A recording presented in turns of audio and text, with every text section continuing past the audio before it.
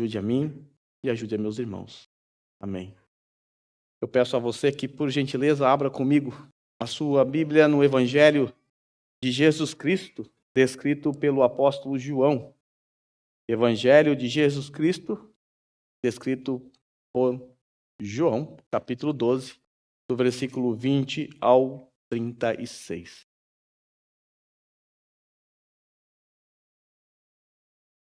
Diz assim a palavra do Senhor. Entre os que tinham ido adorar a Deus na festa da Páscoa, estavam alguns gregos. Eles se aproximaram de Filipe, que era de Betsaida da Galileia, com um pedido. Senhor, queremos ver Jesus.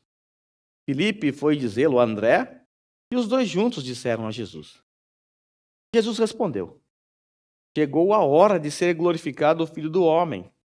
Digo-lhes verdadeiramente que se o grão de trigo não cair na terra e não morrer, continuará ele só. Mas se morrer, dará muito fruto.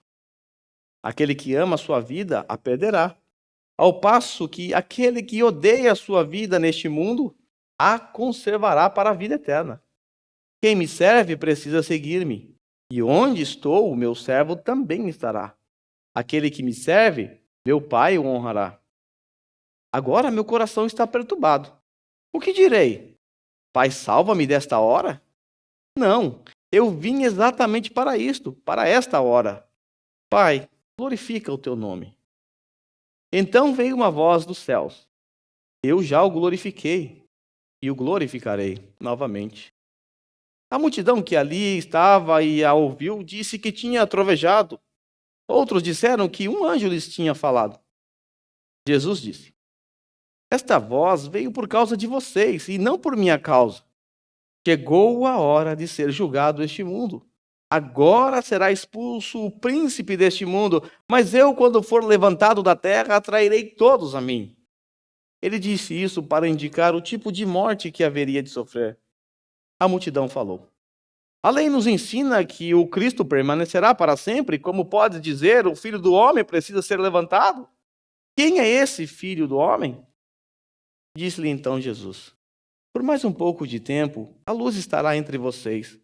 Andem enquanto vocês têm a luz, para que as trevas não os surpreendam, pois aquele que anda nas trevas não sabe para onde está indo.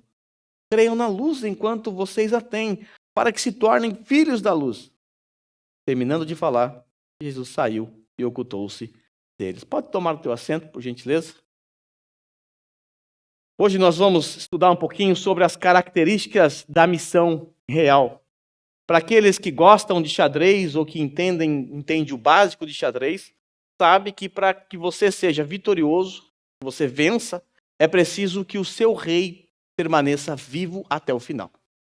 E não importa quantas peças o seu adversário tenha.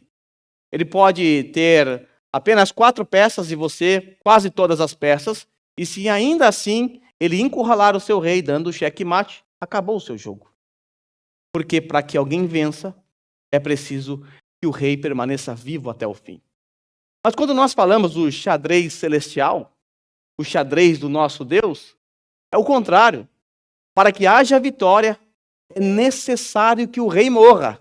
Porque se o rei não morrer, não haverá vitória. Hoje nós vamos olhar para o nosso rei Jesus, que no sermão passado foi aclamado quando adentrou em Jerusalém, quando foi recebido por aquela multidão que o chamou de rei, que cantou o salmo dizendo, Hosana, bendito é o que vem em nome do Senhor, bendito o rei de Israel. Nós temos então um rei aclamado, um rei que entrou de forma humilde, porém triunfal, um rei que foi recebido por 2 multidões, uma que estava em Jerusalém e a outra que estava vindo com ele da Betânia. Um rei foi empossado, um rei foi reconhecido, e nós sabemos que todas as vezes que um rei novo assume, ele, então, diante dos seus súditos, faz alguns discursos. Ele apresenta para os seus súditos a sua missão. O que ele pretende fazer? Geralmente, ele vai dizer aos seus que ele vai conquistar mais territórios, talvez pacificar alguma área, proteger algumas regiões do seu reino, propícios a ataques dos inimigos. Todo rei tem uma missão em sua mente. Talvez esse rei tenha a missão de resgatar alguns que estão presos e foram capturados pelos inimigos. Nosso Senhor Jesus, como rei que é, ele também tem uma missão. Eu quero apresentar a vocês hoje as características dessa missão. Quais são essas características? O que o nosso rei Jesus, pretende fazer uma vez que ele foi reconhecido como rei? Como o nosso rei vencerá os seus inimigos? Essas perguntas, elas encontrarão respostas no decorrer da exposição do nosso texto de hoje. Porque de forma muito clara, Jesus apresentará qual é a sua missão e quais são as características dela. Então vamos, para que eu consiga chegar até o final desse estudo, vamos olhar então a primeira característica da missão de Jesus. Em primeiro lugar, a missão do nosso rei, ela é universal. Veja os versículos 20 a 22. Entre os que tinham ido adorar a Deus na festa da Páscoa, estavam alguns gregos. Eles se aproximaram de Filipe, que era de Betsaida da Galileia, com um pedido: Senhor, queremos ver Jesus. Filipe foi dizê-lo a André, e os dois juntos disseram a Jesus. Quando nós voltamos os nossos olhos para os versos anteriores, nós ali somos informados que os fariseus, que estavam com medo, estavam se queixando da popularidade de Jesus e do seu fracasso com relação a essa perseguição implacada contra Jesus, eles então, de forma hiperbólica ou de forma exagerada, disseram assim: não conseguimos nada. Olha como todo mundo vai atrás dele. Esta foi a queixa dos fariseus nos versos anteriores. Ainda que não seja a intenção dos religiosos aqui afirmar que pessoas de outras nações iriam atrás de Jesus, foi uma maneira genérica de dizer todo mundo, como nós usamos, todo mundo veio hoje na igreja, não é todo mundo, não cabe aqui. Mas ainda assim, apesar de não ser essa a ideia, nós podemos ver que a frase ou as palavras daqueles fariseus realmente começaram a encontrar luz e, de certa forma, fazer sentido. E assim nós vemos no texto que pessoas de outras regiões começaram a procurar Jesus. E é interessante o que nós estamos vendo aqui.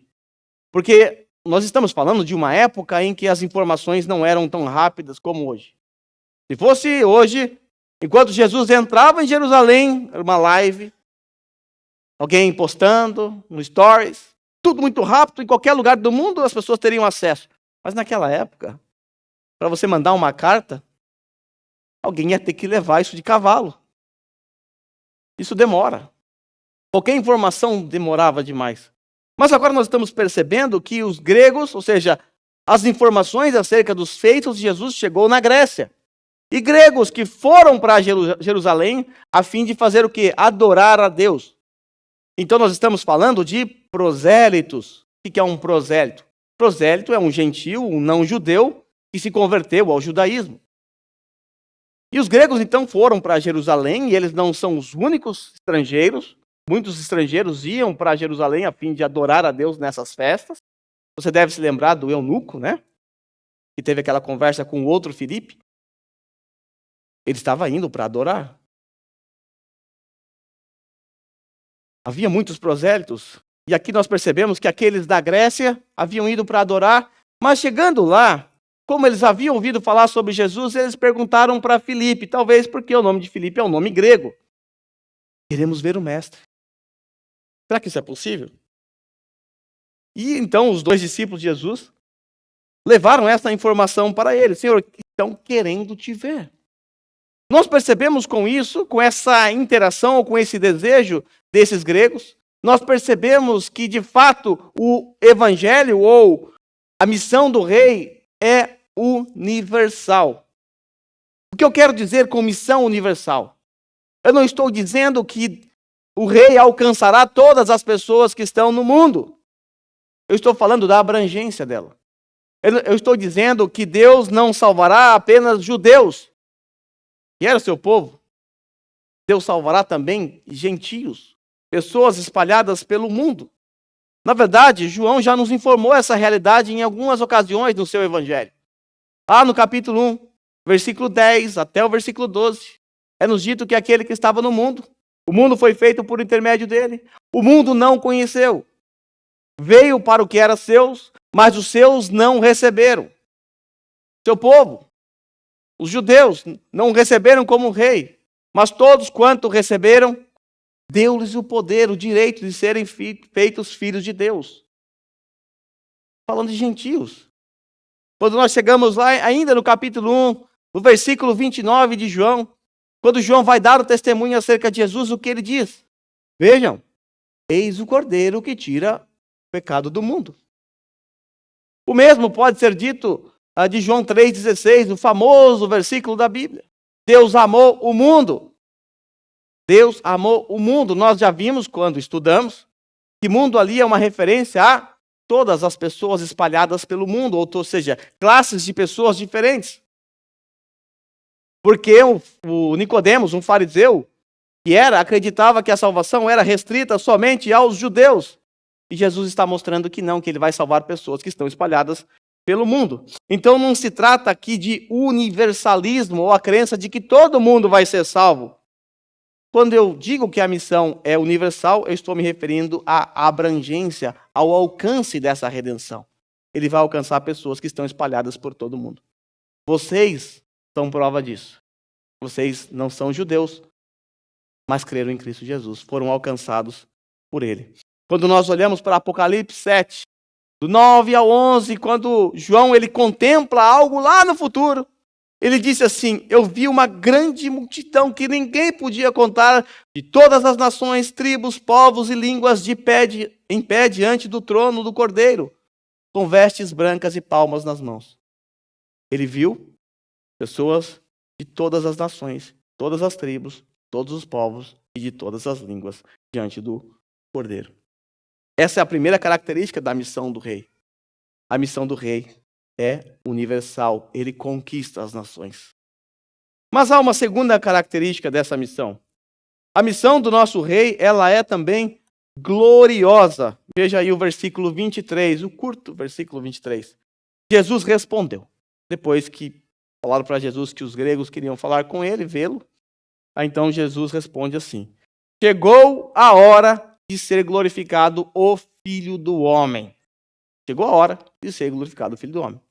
Apesar do versículo ser bem curto, há várias informações importantes que não podem ser desprezadas nesse momento. O primeiro ponto que eu quero destacar é que Jesus afirma nesse momento que a sua hora chegou.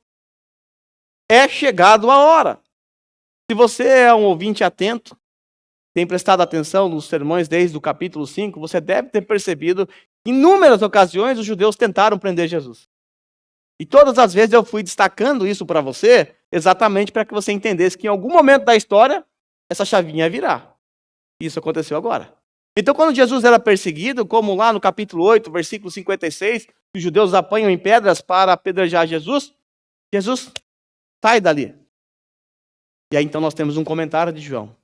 Ele fez isso porque a sua hora ainda não havia chegado. Mas agora nós estamos diante de um texto em que Jesus diz: a minha hora chegou. E a pergunta que fica é: hora do quê?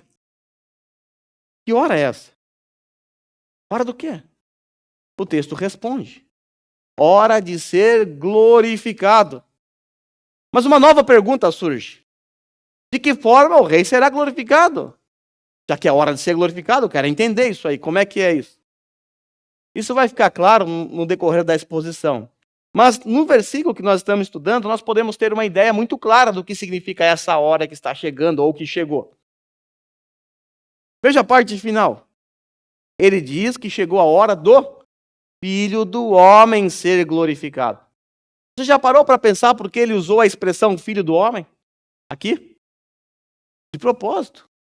Quando nós estudamos, quando nós lemos os outros evangelistas, todas as vezes que eles usam essa expressão Filho do Homem referente a Jesus, eles estão destacando a humanidade de Jesus. E a maioria das vezes está relacionado ao sofrimento de Jesus. Ao que ele passa nesse mundo, ao que ele sofreu nesse mundo.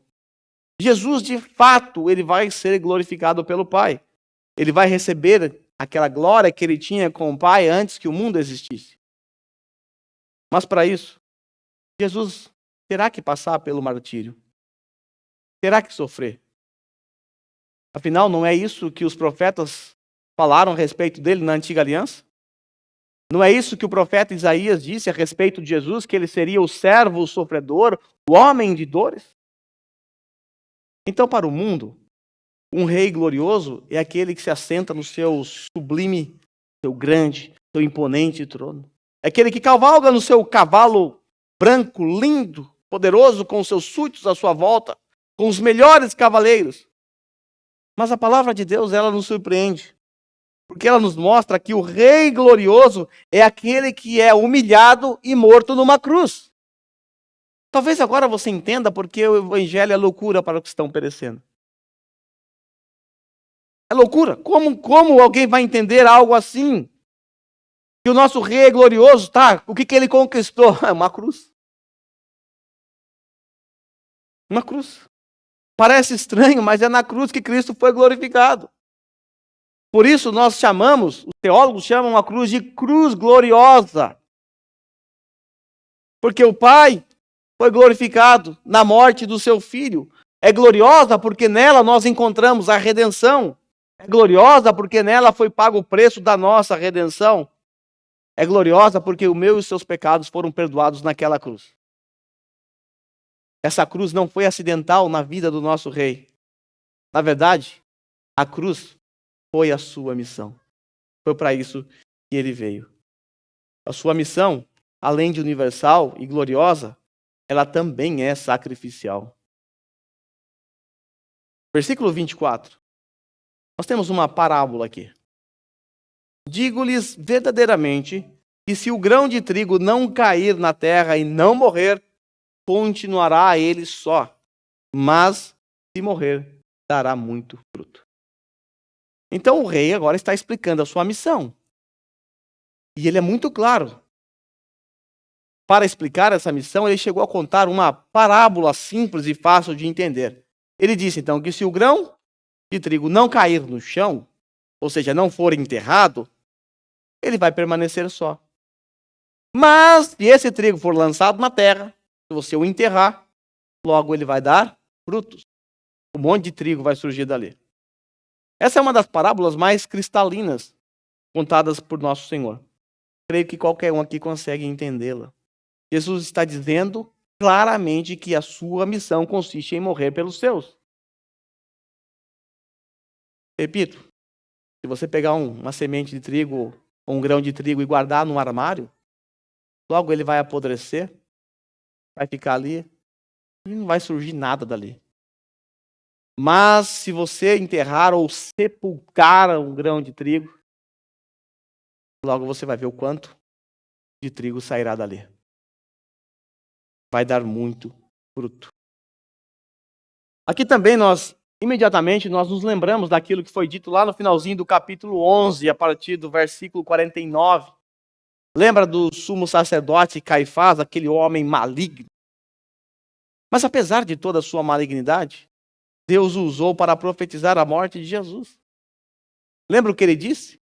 Ele disse assim: é melhor que morra um homem pelo povo e que não pereça toda a nação. Morra um homem pelo povo. Um trigo morra. Um trigo seja enterrado para que aquilo dê fruto. Então a missão do rei, do nosso rei, encontra a sua glória no seu sacrifício. Veja como Jesus está ciente do seu martírio, lá na parte 27, que está na metade do texto para baixo, aí na projeção. Jesus disse assim: agora, meu coração está perturbado. O que direi? Pai, salva-me desta hora? E ele mesmo responde: não, eu vim exatamente para isso. É para isso que eu estou aqui. Eu vim para esta hora. E ele termina dizendo: Pai, glorifica teu nome. Em poucas palavras, ele está dizendo: seja feita a tua vontade. Porque se nós entendemos que a cruz é a glória do Pai, então quando ele disse glorifica o teu nome, ele simplesmente está dizendo: seja feita a tua vontade. E Deus, ao responder, vai mostrar exatamente isso. Ele vai dizer: eu já o glorifiquei, mas eu vou glorificar de novo. Ou seja, eu vou glorificar lá na cruz de novo. Então é preciso que o meu e o seu rei morra para que ele dê muito fruto. E fruto aqui, para que não haja dúvidas, é claramente uma referência àqueles que ele salvará. Pessoas de todas as tribos, povos e raças.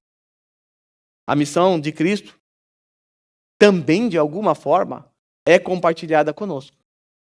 Existe um aspecto da missão de Cristo que eu e você temos que seguir e cumprir também. Há uma missão dada a nós também. E Jesus vai deixar isso muito pessoal e prático nos versos seguintes. Veja aí como a missão do rei, ela é aplicada a nós. Versículo 25 e 26. Aquele que ama a sua vida, a perderá. Ao passo que aquele que odeia a sua vida neste mundo, a conservará para a vida eterna. Quem me serve precisa seguir-me, e onde estou, o meu servo também estará. Aquele que me serve, meu Pai o honrará. É interessante notar que Jesus, quando ele está explicando a sua missão, que ele tem que morrer, que ele tem que entregar a sua vida, ele, de repente, ele faz uma aplicação aos seus discípulos. Ele faz uma aplicação a nós que estamos aqui hoje. A sua missão encontra em nós também um cumprimento necessário. Nós estamos também nessa missão. Lógico que de maneira diferente. Não é a mesma missão de Jesus. Você não é chamado para ir numa cruz e morrer literalmente. Mas há algo que precisamos aprender aqui. Jesus se volta para os seus discípulos e diz que a sua missão é aplicada a eles. Então nós precisamos aprender. Note o versículo 26. Quem me serve precisa seguir-me. É uma ordem. Quem me segue, quem me serve, quem é meu servo, eu sou o seu Senhor, então você precisa seguir-me. Isso significa que você precisa seguir os passos de Jesus. Isso significa que você precisa trilhar as suas pisaduras. Precisa seguir o seu mestre, precisa seguir o seu Senhor, precisa imitá-lo. E há tantas e tantas coisas que nós precisamos imitar no nosso Senhor. É verdade. Mas existe uma que eu quero apresentar a vocês. A abnegação. Para entender a nossa missão, é preciso então entender, olhar para as Escrituras e ver isso na vida de Jesus. Quando nós olhamos lá para Filipenses capítulo 2, versículo 5, clássico texto, conhecidíssimo, nós percebemos que o Senhor Jesus, apesar da sua posição, ele não considerou que essa posição era tão importante assim ao ponto de desprezar a sua missão. O texto nos diz que a atitude nossa deve ser a mesma de Cristo, que embora sendo Deus, não considerou que ser igual a Deus era algo que devia apegar-se. Ele tinha uma posição ao lado do seu Pai. Ele não era um homem. Ele não sofria as penumbras da vida que um homem comum sofre. Mas ele não considerou que ser igual a Deus era algo que devia apegar-se. Antes esvaziou-se a si mesmo, vindo a ser servo. Ele tornou-se semelhante aos homens, e sendo encontrado em forma humana, humilhou-se a si mesmo e foi obediente até a morte, e morte de cruz. O apóstolo Paulo começa dizendo que a atitude nossa tem que ser a mesma de Cristo Jesus, e ele dá essa informação para nós. Agora, se você observar os versos que antecedem essas informações, você vai perceber que Paulo ordena que os cristãos de Filipos, eles humildemente considerem os outros superiores a eles. E que cada um cuide não somente dos seus próprios interesses, mas também no interesse dos outros. Esse é o contexto. É preciso, humildemente, considerar os outros da comunidade superior a si mesmo. É preciso cada um cuidar não somente dos seus próprios interesses, mas cuidar dos interesses daqueles que estão no meio dessa comunidade. E foi exatamente isso que Jesus fez, não foi? Ele não se preocupou somente com os seus interesses. Ele se preocupou com o meu e o seu interesse. Ele nos salvou. Ele nos deu aquilo que nós nem queríamos. Ele nos livrou daquilo que nós nem se importávamos, da condenação eterna. Ele cuidou dos nossos interesses. E agora ele convoca a comunidade da fé a viver dessa forma. A abnegar-se. A viver de forma outrocêntrica ou de forma centrada no outro. A vida cristã não permite cristãos egoístas, que olham somente para os seus próprios interesses, que olham somente para o seu umbigo. A vida cristã exige que eu e você imitemos o nosso Senhor Jesus Cristo, que não considerou que ser igual a Deus era algo que devia apegar-se, se esvaziou, vindo a ser servo, para um propósito. Ele veio para morrer numa cruz. E isso foi do meu e seu interesse. Porque foi aquela cruz gloriosa que trouxe salvação para nós. Mas como eu posso viver dessa forma, de forma outrocêntrica? Como eu faço isso na prática? Exatamente essa vida outrocêntrica exigida aqui por Paulo só pode ser vivida por meio do discipulado. Só pode ser vivido por meio do discipulado, porque assim, por meio do discipulado, que você descobre quais são as dificuldades, as lutas e as necessidades do seu próximo. Essa é uma maneira muito fácil e clara de você descobrir quais são as necessidades. Como eu posso centrar a minha vida no outro se eu nem sei de nada da vida do outro? Eu só vejo ele no domingo, às vezes nem converso, às vezes nem cumprimento. Quando a gente vive assim, aparentemente está todo mundo bem. Mas quando nós nos aproximamos, nós conhecemos as dificuldades e podemos ajudar e também ser ajudado. Um cristianismo que se resume a vir ao culto no domingo é um cristianismo fraco. É um cristianismo capenga. É um cristianismo egoísta, que só pensa em si só, em si próprio. Agora, eu não estou menosprezando o culto no domingo. Se você me conhece muito bem, você sabe o quanto eu valorizo o culto, o quanto eu levo a sério o culto. O quanto eu ensino que você deve se preparar para o culto. O culto é importante. O que eu estou dizendo é que se a sua vida se resume a somente vir ao culto no domingo e durante a semana você não se relaciona com ninguém, durante a semana você não tem contato com nenhum irmão da igreja, não conta a ele aquilo que você estudou, aquilo que você aprendeu, se você não busca ajuda de outros irmãos, se você não procura ajudar outros irmãos durante a semana, se você não tem nenhum contato, não manda nenhuma mensagem pedindo uma ajuda, um pedido de oração, ou contando uma bênção, ou ofertando uma exortação. Se você não faz nada disso durante a semana, seu cristianismo é capenga. Porque nós somos chamados a viver em comunidade. E como eu posso colocar Filipenses 2, do 5 em diante, em prática? Se eu atuo ou ajo como um católico. Nós não somos católicos. Nós não viemos para a igreja hoje numa missa só para tomar a nossa hóstia e voltar para casa. Até logo, domingo que vem a gente se encontra aí, galera. Nós somos protestantes. Nós fomos inseridos num corpo. Quando aquela semente de trigo morreu, essa semente gerou outros frutos. Estão espalhados pelo mundo todo, organizados em feixes.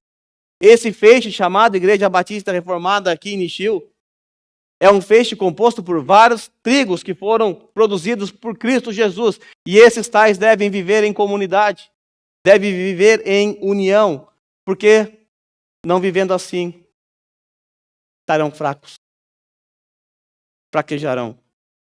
Não poderão colocar a ordem de Jesus de fazer discípulo em prática.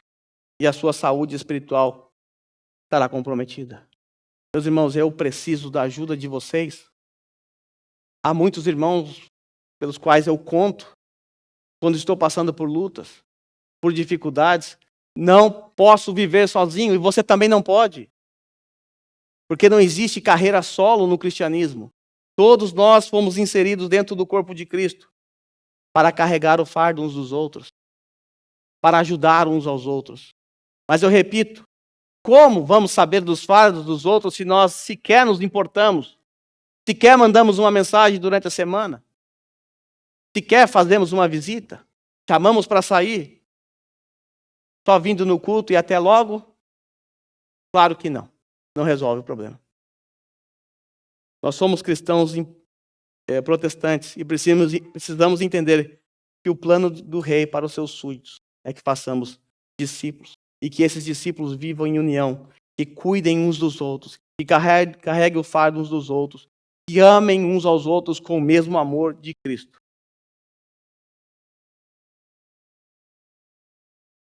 Todas as vezes que eu me aproximo de alguém que está fraco, está desanimado, já está quase assim abandonando a carreira da fé praticamente, é certeza, é batata. Abandonou a vida de oração, abandonou a leitura da palavra de Deus e já está começando ou já abandonou a comunhão com o Santo. São 3 elementos fundamentais que precisam estar presentes em nossas vidas: a leitura da palavra, a oração e a comunhão com os santos. Menosprezar qualquer um desses vai trazer problemas para você. Fraqueza na fé, porque são os meios que Deus proporcionou para a igreja de Cristo, para que assim cumpramos a missão do nosso Rei. Lembre-se das palavras de Jesus: quem me serve precisa seguir-me. O que eu estou dizendo para você fazer, que é o que eu preciso fazer, é apenas aquilo que Jesus fez. Não considerou os meus interesses, os seus interesses mais importantes do que a mim. O que ele fez em meu favor, mesmo eu não merecendo, isso foi amor, abnegação. Ele não considerou a sua vida mais importante do que a vida dos seus discípulos. O Senhor Jesus, se você virar a página da sua Bíblia, lá para o capítulo 13, versículo 1, você vai ver algo impressionante. Um pouco antes da festa da Páscoa, nós estamos nessa semana que antecede a Páscoa, sabendo que o tempo de Jesus havia chegado, ele disse isso ali no versículo 1, sabendo ele que deixaria este mundo, iria para o seu Pai, o texto diz que ele, tendo amado os seus discípulos que estavam com ele no mundo, amou-os até o fim. Amou até o fim. Se você correr os teus olhos lá para o capítulo 13, versículo 34, veja qual deve ser o padrão do nosso amor dentro dessa comunidade. O novo mandamento lhes dou: amem-se uns aos outros.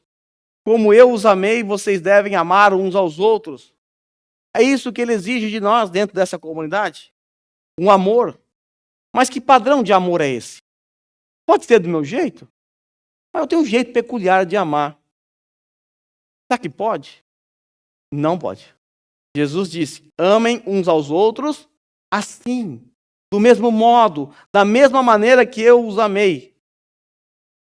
Com isso, todos saberão que vocês são meus discípulos, se vocês amarem uns aos outros.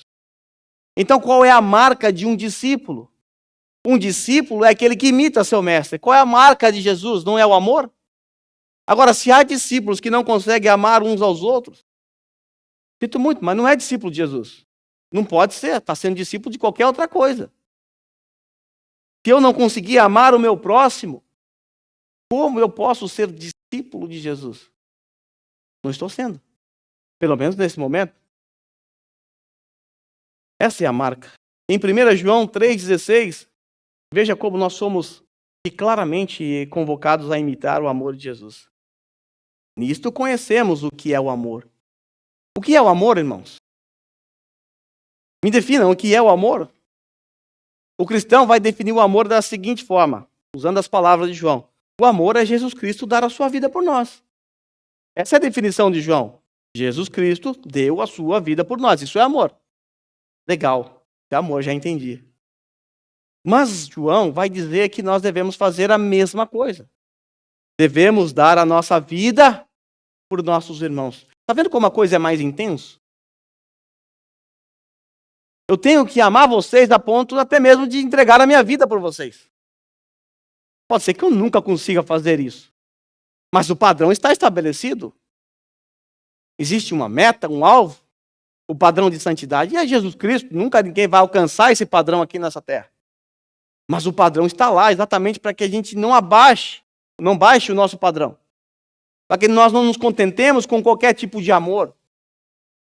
Que um amor que não é sacrificial não é como o amor de Cristo. Se não é o amor de Cristo, não é amor de verdade. Pode ser o amor segundo o padrão do mundo, mas quem está preocupado com o padrão do mundo? Eu não estou. Eu não estou preocupado com o padrão globo de amor. Eu estou preocupado com o padrão bíblico de amor. E eu preciso aprender muito para colocar isso aqui em prática na minha vida. Eu preciso amar vocês ainda mais. E vocês precisam me amar também. Sei que é difícil às vezes, mas precisam me amar. Com um amor sacrificial.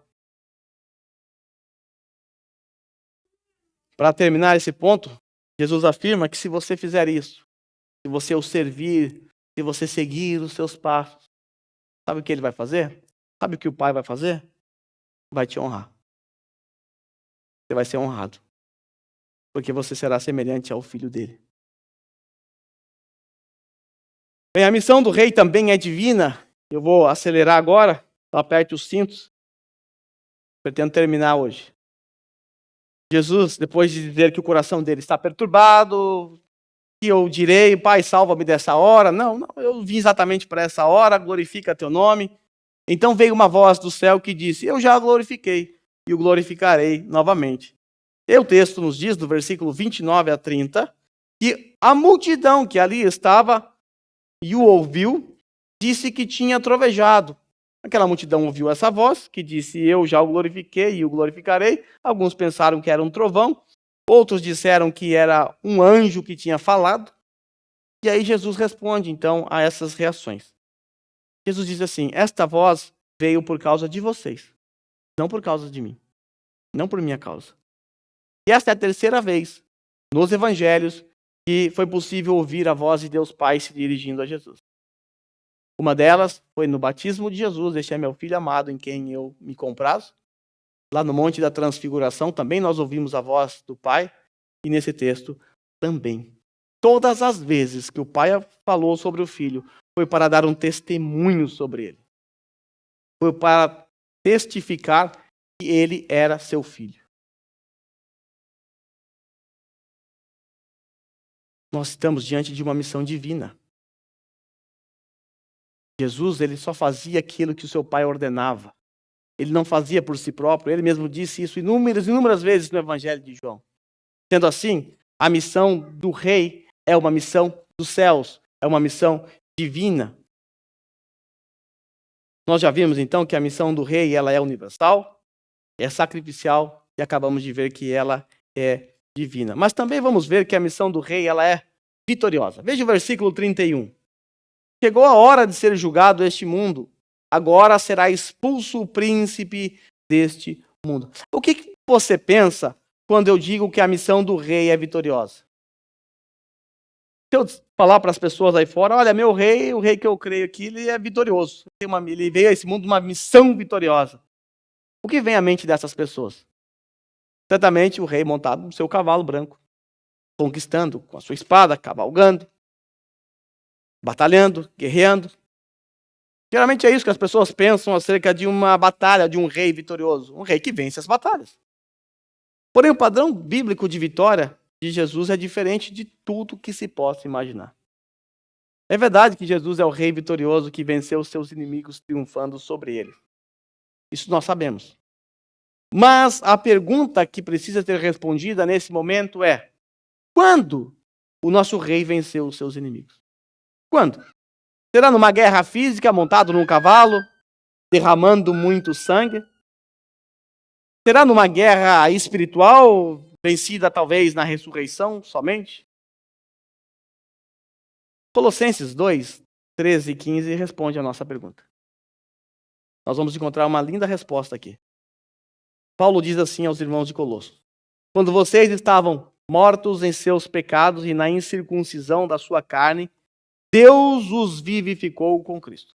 Ele nos perdoou todas as transgressões e cancelou a escrita de dívida que consistia em ordenanças e que nos era contrária. Ele a removeu pregando-a na cruz. Preste atenção. E tendo despojado os poderes das autoridades, fez deles um espetáculo público. Quando que Jesus fez isso, meus irmãos?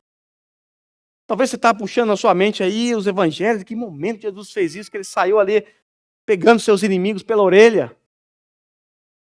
O apóstolo Paulo vai nos mostrar aqui que essa vitória ocorreu na cruz.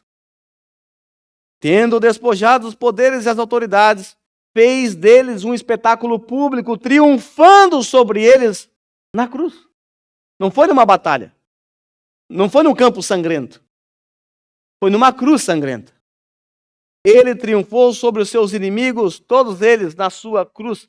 Certamente, os inimigos de Jesus, aqueles que queriam e tramaram a sua morte, que pensaram estar no controle da história de Jesus, certamente eles festejaram quando Jesus morreu. Quando o plano maligno deles deu, entre aspas, certo, porque era o plano divino. Enfim, Jesus foi para a cruz. Certamente eles comemoraram a morte de Jesus pensando, nós triunfamos sobre ele. Porque até o presente momento, todos os planos estavam dando errado. Cada vez mais pessoas indo atrás de Jesus. Está dando tudo errado. Mas, ufa, nós conseguimos, nós matamos esse homem. Caifás tinha razão, é melhor que morra ele do que toda uma nação pereça. Nós triunfamos sobre Jesus, olha lá. Esse é o Cristo, esse que se diz Cristo. Olha lá, patético, morto numa cruz. Ele é um espetáculo público, patético. Vencemos esse homem. Mas, irmãos, a verdade é que na cruz, Jesus é que fez seus inimigos um espetáculo público. Foi na cruz que Jesus triunfou sobre eles. Na cruz, Jesus venceu os seus inimigos. Assim sendo, o nosso rei é sim vitorioso. Ele venceu por nós. Ele venceu para a glória do Pai. Bem, irmãos, nós já vimos que a missão do rei é universal, é gloriosa, é sacrificial, é divina, é vitoriosa. Mas a missão do rei é muito dolorosa. A missão trouxe dor para o nosso rei. Veja os versos 32 e 33. Mas quando eu for levantado da terra, atrairei todos a mim. Ele disse isso para indicar o tipo de morte que haveria de sofrer. Aqui a expressão levantado da terra aponta claramente para a sua morte. Claramente para a sua morte. João está nos informando. Ele disse isso para nos mostrar o tipo de morte que ele enfrentaria. A saber, a cruz, a crucificação. Se você voltar algumas páginas da sua Bíblia, lá para o capítulo 3, naquela conversa de Jesus com Nicodemos, e chegar nos versículos 14 e 15, você vai ver a mesma expressão. Jesus disse assim, da mesma forma que Moisés levantou a serpente de bronze que estava no chão e ficou, pensa no ar, para que todos pudessem olhar para aquela serpente e ser salvo. Jesus diz assim, então, é necessário também que o Filho do Homem, da mesma forma, seja levantado. Morte, cruz. No capítulo 8, versículo 28 de João, o Senhor usou a mesma expressão. Jesus disse o seguinte, quando vocês levantarem o Filho do Homem, saberão que eu sou. Essa é uma expressão clara, idiomática e fácil de compreender. Todos ali entenderam. Inclusive, João não precisou nem explicar. Ele falou, é só por causa do tipo de morte que ele queria ensinar. A missão do nosso rei foi dolorosa. Porque no meio dessa missão havia uma cruz de dores. Havia uma cruz horrorosa. Havia uma cruz angustiante. Também somamos a isso o fato de que o Antigo Testamento já previa isso. O Antigo Testamento já nos dizia que ele sofreria, que ele morreria, que ele seria traspassado. Logo na primeira profecia acerca de Jesus, lá em Gênesis 3,15, nós já percebemos o sofrimento de Jesus ali. Ele sim vai esmagar a cabeça da serpente, mas terá o seu calcanhar ferido. Sofrimento. Quando nós recorremos ao profeta Isaías, 700 anos antes da morte de Jesus, ele disse lá no versículo 33 que Jesus seria um homem de dores. Ele disse assim, ele foi desprezado e rejeitado pelos homens, um homem de dores. Nosso rei é um homem de dores, experimentado no sofrimento, como alguém de quem os homens escondem o rosto. Ele foi desprezado.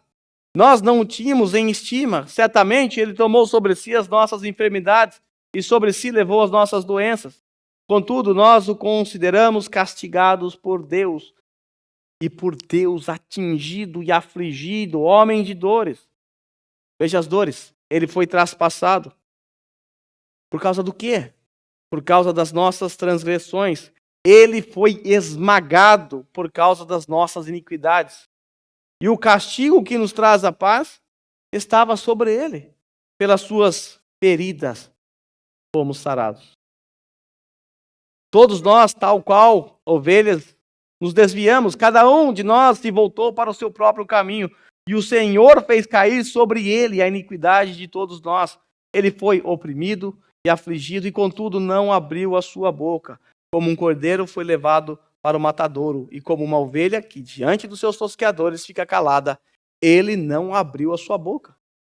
Com julgamento opressivo ele foi levado. E quem pode falar dos seus descendentes ou da sua semente? Pois ele foi eliminado da terra dos viventes. Por causa das transgressões do meu povo, ele foi golpeado.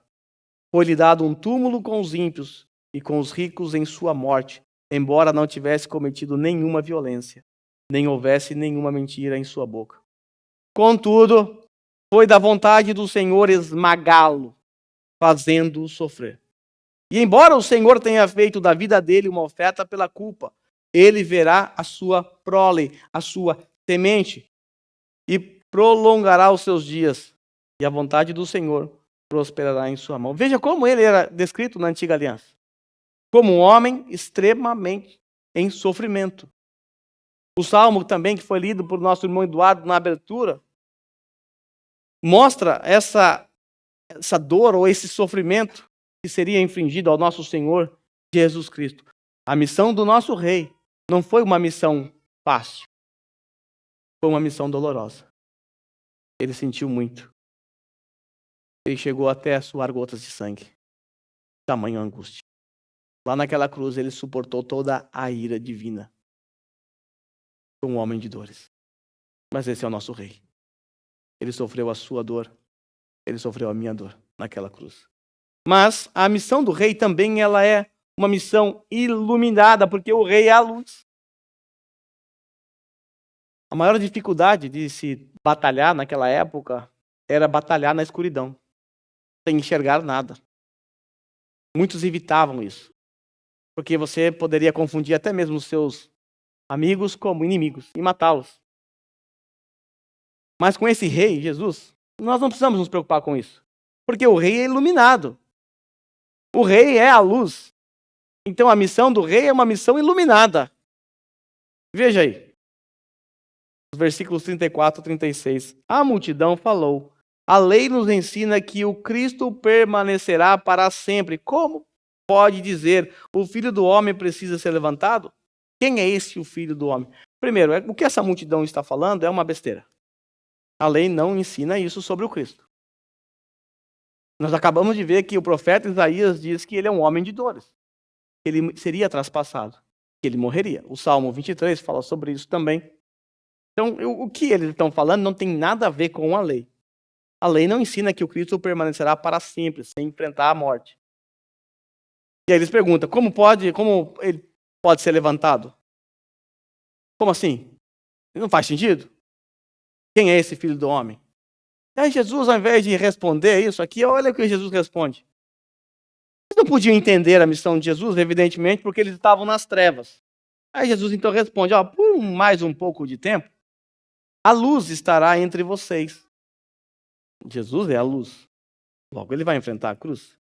Andem enquanto vocês têm a luz. Para quê? Para que as trevas não os surpreendam. Pois aquele que anda nas trevas não sabe para onde está indo. Está na escuridão, você não tem noção de nada. Creiam na luz enquanto vocês a têm, para que se tornem filhos da luz.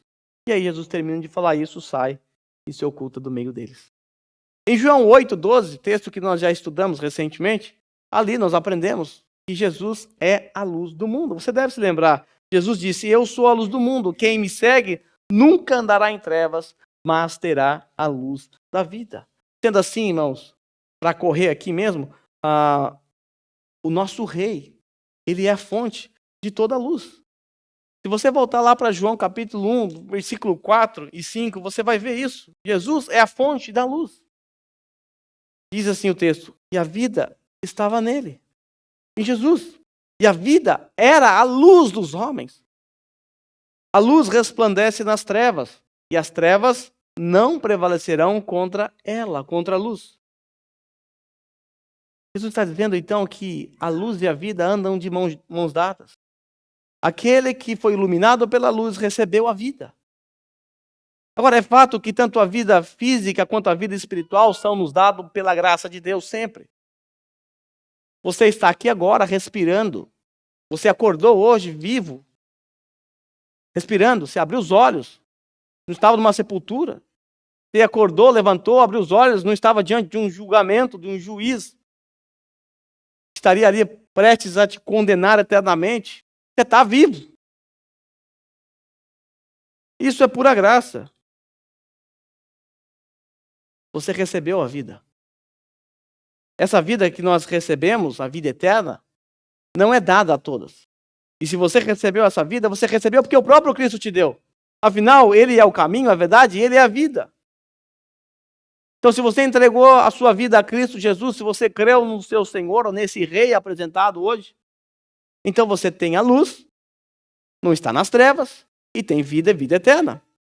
Mas, por outro lado, se você ainda não entregou sua vida a Jesus, isto é, se você não se arrependeu dos seus pecados, se você não confessou os seus pecados arrependido e com sinceridade de coração, se você ainda não reconheceu esse Jesus como o Rei do universo, sobre o rei sobre a sua vida, se você ainda não entendeu que Ele é Deus, o Deus encarnado que veio a esse mundo para salvar pecadores, então isso simplesmente significa que você permanece em trevas.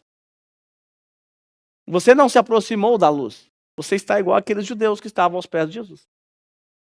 Significa ainda que você está debaixo da ira de Deus nesse momento. Ainda que você não esteja sofrendo agora as consequências dessa ira, mais cedo ou tarde você vai se deparar com o juízo. Em João 3,36, o texto que eu gosto muito, diz que aquele que crê no Filho tem a vida. Mas quem rejeita o Filho, a ira de Deus permanece sobre ele. Ou seja, se você não crê na luz, se você não crê no Filho, se você não aceitar ele como seu rei, nada vai mudar para você. Porque você vai continuar debaixo da ira de Deus. E se você não tem a vida, é porque você não tem a luz. É porque você não foi iluminado. É porque Cristo, o nosso rei, não te iluminou ao ponto de fazer você perceber todas as suas imundícias. Se você ainda não percebeu o quanto você está manchado, maculado pelo seu pecado, o quanto você está manchado, sujo diante de Deus, é porque você está em trevas.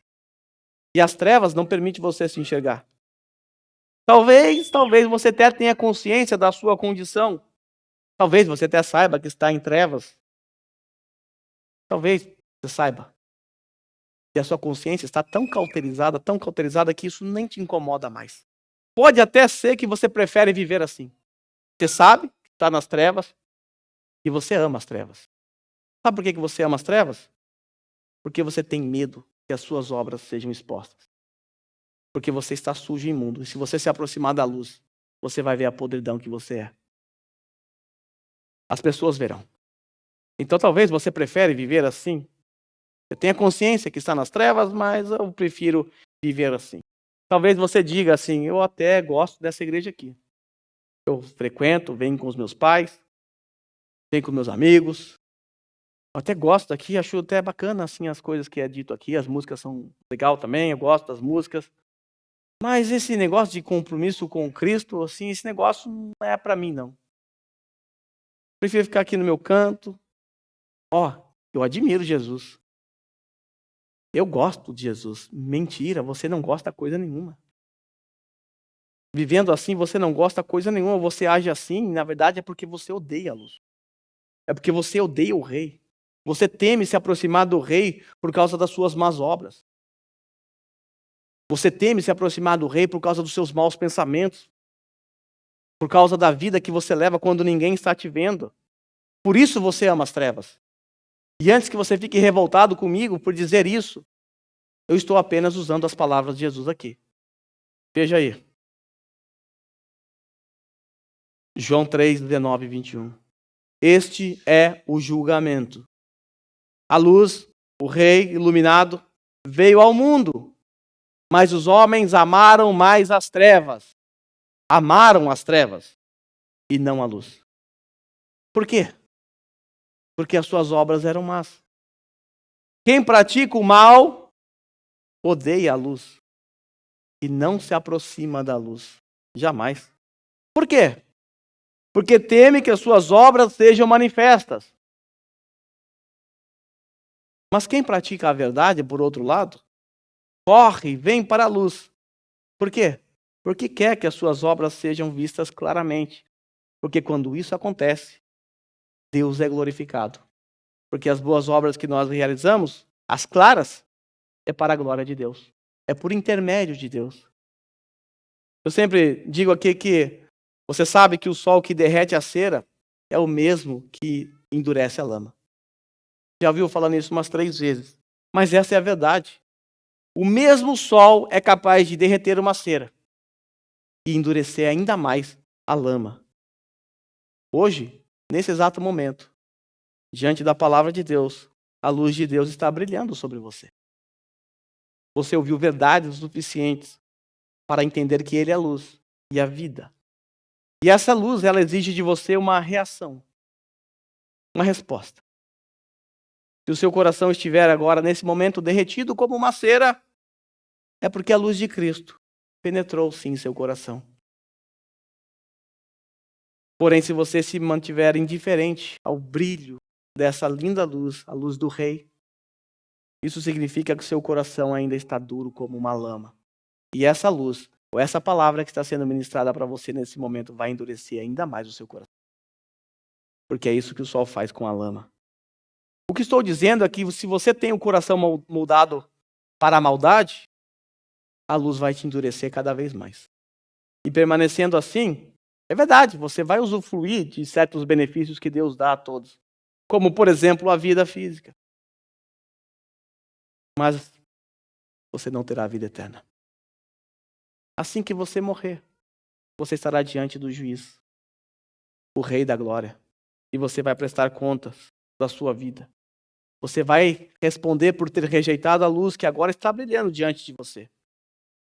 Porque você rejeitou aquele que é a luz do mundo. Então que a luz de Cristo, nosso Rei, que ela ilumine a sua vida ao ponto de você enxergar a sua condição diante dele.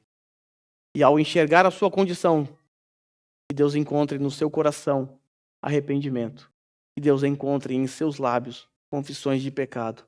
Que Deus encontre em você a atitude do reconhecimento de que Jesus Cristo é o Filho de Deus, a única luz no fim do túnel para os homens. Lembre-se, a vida estava nele. E esta era a luz dos homens. E eu termino fazendo uma pergunta a todos que estão aqui. Aos irmãos.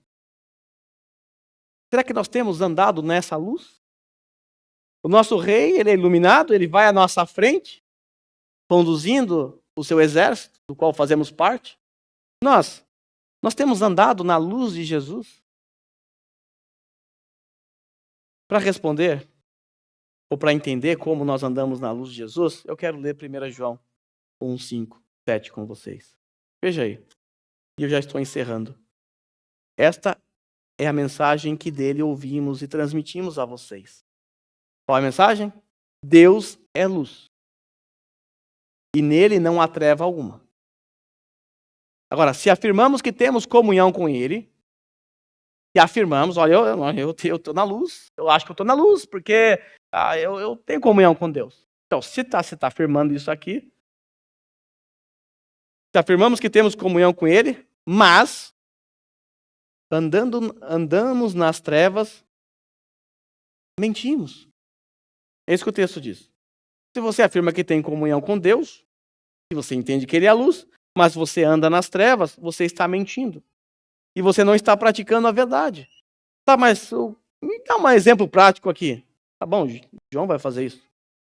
Se, porém, andarmos na luz como ele na luz está, o que nós fazemos? Temos comunhão uns com os outros. Voltamos aqui ao discipulado. Conectamos ao que eu falei lá no 3º ponto. Temos comunhão uns com os outros. Aqueles que estão na luz, aqueles que andam na luz, aqueles que não andam nas trevas, têm comunhão uns com os outros. Agora é só você pensar o contrário. Quem menospreza a comunhão com os santos, quem não tem comunhão um com o outro, ou nutre sentimento maligno contra o outro, contra o seu irmão, por quem Cristo morreu, esse, na verdade, pode até acreditar que Deus é a luz, mas continua andando nas trevas. Ou está andando nas trevas. E se pensa que está vivendo de maneira correta ou que está andando na luz, está mentindo, está se enganando.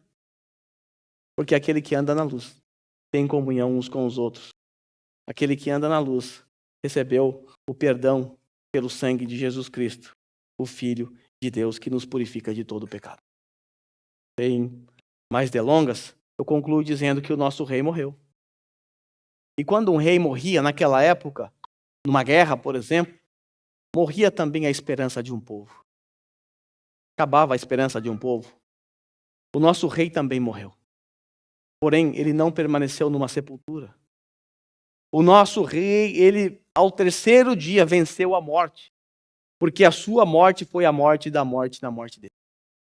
O nosso rei venceu a morte. O nosso rei ressuscitou e hoje nosso rei vive. E se o meu e o seu rei vive, eu e você podemos crer no amanhã. A esperança para nós. Há um porvir, há um amanhã. Se o nosso rei está vivo, não há mais temor no meio do povo de Deus. Não temos o que temer. Nós não tememos nada porque sabemos que a nossa vida ela está nas mãos do nosso rei. O nosso Redentor está vivo. Sendo assim, querida comunidade, eu convoco vocês nesse momento a se colocarem em pé diante do Rei do Universo e a cantar a Ele, a louvá-lo com toda a força dos seus pulmões. O Rei está aqui. Você está na presença do Rei. Você é um súdito do Rei. E compete a nós dar a Ele o devido louvor. Então nós vamos cantar nesse momento aquela canção que diz: porque Ele vive, posso crer no amanhã.